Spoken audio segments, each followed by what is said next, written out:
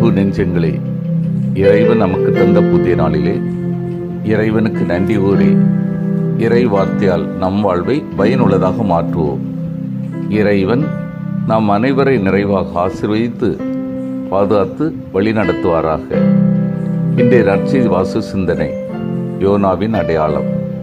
மத்தேயு நற்செய்தி நூல் பிரிவு 12, இறை சொற்றொடர்கள் 38 முதல் 42 முடிய.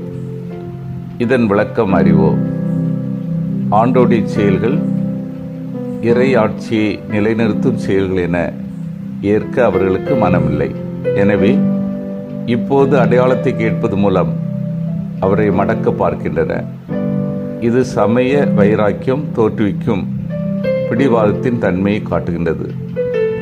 வாக்குவாதங்களால் ஆண்டவருடன் மோத முடியாதவர்கள் இப்பொழுது அவருக்குரிய தெய்வ அதிகாரத்தை பற்றிய ஓர் அடையாளத்தை தேடுகின்றன. நினிவே பட்டணத்து மக்கள் யோனாவின் எச்சரிப்பின் குரலை கேட்டவுடனே மனம் திரும்பினர்.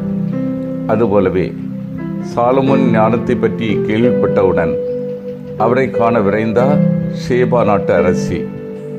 நினிவே பட்டணத்தாரும் சரி, தென்னாட்டு அரசியும் சரி, தாங்கள் கேள்விப்பட்டது சரிதானா என்று சான்று தேடவில்லை. நினிவே பட்டணத்தாருக்கு தாங்கள் பாவிகள் என்ற உணர்வு வந்தவுடனே கடவுளிடத்தில் மன்னிப்பை தேடும் முயற்சியில் இறங்கிவிட்டன.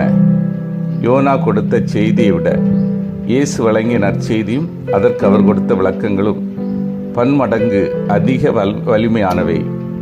சாலமோன் ஞானத்தை விட அவருடைய ஞானம் சிறந்தது, அப்பழுக்கற்றதுமாயிருந்தது. இருப்பினும் அவர்கள் வானத்திலிருந்து ஓர் அடையாளம் அல்லது கடவுளிடமிருந்து இயேசுவே கடவுளின் மெஸ்ஸியா என உறுதிப்படுத்தும் ஓர் அடையாள சான்று தேடின. ஆண்டவரின் போதனையின் கூர்மையை மழுங்கடிக்க வகை தேடின. அன்பார்ந்தவர்களே, வாழ்க்கை இலக்கை சென்றடையும் இனிய பயணமாகிட அடையாளங்கள் அவசியம். மறைநூல் அறிஞருக்கு மறுத்த இறைவன் இயேசு மீண்டும் மிக சிறந்த அடையாளம் ஒன்றை அவர்களுக்கு வழங்குகிறார்.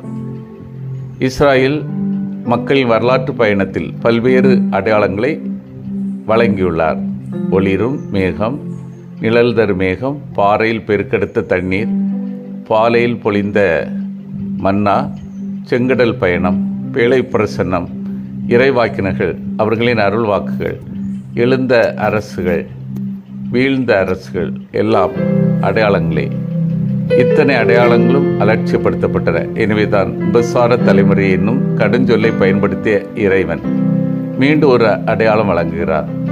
யோனா இறைவாக்கினரை ஒரு அடையாளமாக்கி வரலாற்றின் மிகப்பெரிய அடையாளமான இயேசின் பாடுகள், மரணம், உயிர்ப்பு இவற்றை முக்காலத்துக்கும் எக்காலத்துக்கும் அடையாளமாக்கினார்.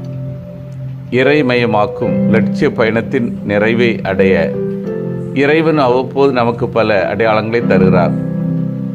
இன்றும் அதே உன்னத வெளிப்பாட்டின் சாயல் உலகில் பல்வேறு விதங்களில் அடையாளங்களாக கொடுக்கப்படுகின்றன.